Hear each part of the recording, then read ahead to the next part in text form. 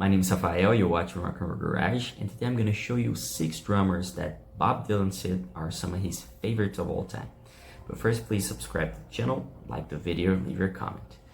Well, back in 2017, Bob gave an interview to Bill Flanagan, and he was asked about drummers and about what kind of drummers he liked, and who is the perfect drummer for his band, and etc. And he listed 6 drummers who were some of his favorites. So let's start. The first one that he mentioned was Gene Krupa. He didn't give any explanation about why he chose these drummers, but we're gonna talk a little bit about each one of them. So Gene Krupa, as you probably know, he's quite famous, even though he wasn't a rock and roll drummer, but he influenced a huge amount of rock and roll drummers. Gene Krupa was a jazz drummer. He was known for his energetic style and showmanship. His drum solo on Benny Goodman's 1937 recording of Sing, Sing, Sing elevated the role of the drummer from an companion line to an important solo voice in the band. This is what usually critics said, and historians, music historians. With the Slingerland drum and Zildjian, I don't know how to say the name of that famous drum brand, I'm sorry, cymbal manufacturers, he was a major force in defining the standard band drummer's kit. Besides that, in 1978, he was the first drummer to be inducted to the Modern Drummer Hall of Fame. He influenced a huge variety of drummers, rock and roll drummers. For example, Neil Peart was an incredible, was a huge fan of his playing. The original Kiss drummer, Peter Criss, is also a huge fan of Gene Krupa's drumming. Many people. Now the second one that he mentioned was Elvin Jones, another American drummer. Elvin was born in Pontiac, Michigan back in 1927. He was also a jazz drummer of the post-bop era. He played with many other famous musicians. Some of them were John Coltrane, Teddy Charles, Charles Mingus, Miles Davis, and Bud Powell.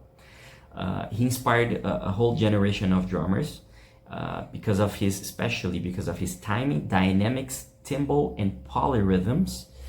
And among the ones he inspired was the legendary original Jimi Hendrix Experience drummer Mitchell, who is, a drummer that influenced and inspired countless generations of rock and roll drummers, especially from the 70s. He, the things he did with the Jimi Hendrix Experience are just phenomenal, and he was often regarded as one of the most underrated drummers of all time. And the interesting thing is that Mitchell, who played with Hendrix, he reportedly used to be called by Hendrix my Elvin Jones. So you can see how much Elvin Jones influenced Mitchell. Hendrix used to call him my Elvin Jones. The third one that Bob mentioned was Fred Below. Fred was an American blues drummer, and he's often remembered for his work with Little Walter and the Chess Records back in the 1950s. So as you can see, this list is mainly formed by drummers who Bob had the chance to hear and even maybe see, had the chance to see them playing live a couple of times when he was growing up, when he was an aspiring musician. And Fred was really an important drummer in the 50s, and he also played the drums in Chuck Berry's classic song, Johnny B. Good. He's the drummer in one of rock and roll's most important songs of all time. And he also played, look at that, he also played the drums in Muddy Waters' I'm Your Hoochie Coochie Man, and Howlin' Wolf's Spoonful. Can you get better than that? I mean, just by mentioning those 3 songs, you can see he was phenomenal. The fourth one that he mentioned, probably the most famous one from the list, is the late legendary Rolling Stones drummer Charlie Watts. who sadly passed away a couple of years ago at the age of 80. He was the Rolling Stones drummer almost during their entire career. He was then replaced by Steve Jordan, who played with them already in the past and also played many times with Keith Richards. And since then, he has been the band's drummer. He was the band's drummer for 58 years until 2021 when he passed away. And he's considered obviously one of the best of all time. And the interesting thing is that Charlie was a drummer for a rock and roll band, but he was not essentially a rock and roll drummer. He was very influenced by jazz music, so maybe that's why Bob Dylan mentioned him among these other guys, because they all had blues or jazz influences.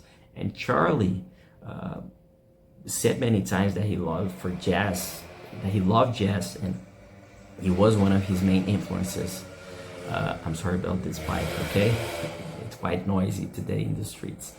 And the final one that he mentioned, not the final one, the fifth one, Jimmy Van Eaton. Jimmy was born in Memphis, Tennessee in 1937. He's often remembered for being Jerry Lee Lewis' session drummer, and for other incredible artists like Roy Orbison, Johnny Cash, and Ray Smith back in the 50s. I mean, it's quite interesting to think about all these guys who were mainly session drummers and who had the chance to play in many incredible recordings, in many classic songs, in many smash hits. And it's sad that they didn't have the recognition they deserved, and they're not well known as the guys who released the music. The band, for example, the Beach Boys. You have the Wrecking Crew. If you haven't seen the documentary about the Wrecking Crew, you should definitely see, because they recorded some of the Hal Blaine, the drummer, and many other incredible musicians from that session band. They recorded some of the biggest hits of all time, especially those Beach Boys songs, for example. So guys like Jimmy Van Eaton, I think it's quite sad that they don't have the recognition they deserve. Guys like this, they should be inducted into the Rock and Roll Hall of Fame, for example. They should get the recognition they deserve for the incredible contribution they gave to music. And the final one, let's put it, is Casey Dickens. And he is the drummer for he was the drummer for Bob Willis and his Texas Playboys in the late 50s and early 60s. And throughout the 50s, Bob struggled with poor health and tenuous finances, but he continued with his career. He performed frequently despite of the decline in popularity of his early music as rock and roll took over, because he was a country drummer. Then he had a heart attack in 1962 and a second one the next year, which forced him to disband the Playboys, although Willis continued to perform solo. And besides that, the Rock and Roll Hall of Fame inducted him and the Texas Playboys in 1999, so thankfully he had the recognition he deserved. And it's really interesting to read these Bob Dylan interviews, because we have the chance to discover musicians we usually wouldn't find reading or looking for in other places, because Bob's knowledge of music is just everything you would expect. I mean, he's one of the most prolific songwriters of all time, one of the biggest geniuses in the music business from the past 6 decades. And every time you read, and it's rare, he rarely gives interviews. And when you read an interview that Bob gives, you're gonna discover a lot of things, a lot of interesting things. And as you can see, this list it's really has a lot of players that probably you didn't know most of them, like I didn't before. That's why you saw me reading in most cases, because these were musicians I had no idea about them before reading and before writing this article about it. And that's it. If you want to read more, and you want to watch these drummers playing, you can go to the description and visit the article I wrote about it. All the videos are there, and more information about them are also there. So don't forget to subscribe to the channel, like the video, leave a comment, tell me if you like these drummers or not, and let's talk about it, okay? Thank you for watching, and I see you later.